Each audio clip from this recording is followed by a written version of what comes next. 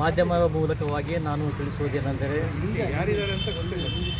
Bishop ಅಂದರೆ mister NL ಕರ್ಕರೆ ಅವರು 77ನೇ ವರ್ಷದಲ್ಲಿ ನಿವೃತ್ತಿ ಆದಾಗ್ಯೂ ಸಹ ಅವರು ರಾಜಕೀಯ ವ್ಯಕ್ತಿಗಳ ಬಳಿಗೆ ಮತ್ತು ಸರ್ಕಾರಿ ಕಚೇರಿಗಳಿಗೆ ಹೋಗಿ ನಾನೇ ಬಿಷಪ್ ಎಂಬುದಾಗಿ, ನಾನೇ ಬಿಷಪ್ ಮತ್ತು ಈ ಒಂದು ಬಾಲ್ವಿನ್ ಸಂಸ್ಥೆಯ ಚೇರ್ಮನ್ ನಾನೇ ಎಂಬುದಾಗಿ ಮೋಸದಿಂದ ಅನೇಕ ಜನರ ಬಳಿಗೆ ಹೋಗುತ್ತಾ ಇದ್ದಾರೆ.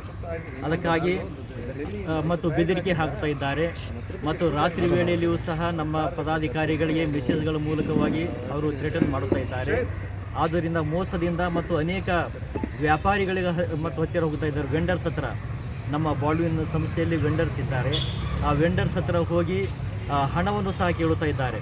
ಅದಕ್ಕೋಸ್ಕರವಾಗಿ ಈ ರೀತಿಯಾಗಿ ಆಗಬಾರದೆಂಬ ಉದ್ದೇಶದಿಂದ ನಾವು ಈ ಒಂದು ಪ್ರೆಸ್ ಮೀಟ್ ಮೂಲಕವಾಗಿ ನಮ್ಮ ಕರ್ನಾಟಕ ಜನತೆಗೆ ನಾವು ಹೇಳುತ್ತಾ ಇದ್ದೇವೆ, ಮಿಸ್ಟರ್ NL ಕರ್ಕರೆ ಯಾರಾದರೂ ಬಳಿಗೆ ಬಂದು ಮೋಸದಿಂದ ಏನಾದರೂ ಕೇಳಿದರೆ ಸಹ ಅವರ ಗಮನವನ್ನು ತೆಗೆದುಕೊಳ್ಳಬಾರದು, ಅವರಿಗೆ ಯಾವ ಎಂಟರ್ಟೈನ್ ಮಾಡಬಾರದು ಎಂಬುದಾಗಿ ನಮ್ಮ ಮನವಿ ಇದೆ.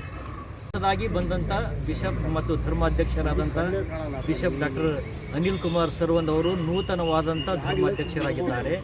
ಅವರು ನಮ್ಮ ಸಂಸ್ಥೆಗಳ ಮತ್ತು ಬಾಲ್ವಿನ್ ಸಂಸ್ಥೆಗಳ ನಮ್ಮ ರೀಜನ್ ಕಾನ್ಫರೆನ್ಸಿನ ಅವರು ಅಧ್ಯಕ್ಷರಾಗಿದ್ದಾರೆ. ಅವರು ನಮ್ಮ ಪಕ್ಕಾ ಮತ್ತು ಪರ್ಮನೆಂಟ್ ಆಗಿ ಅವರು ಅಧ್ಯಕ್ಷರಾಗಿದ್ದಾರೆ.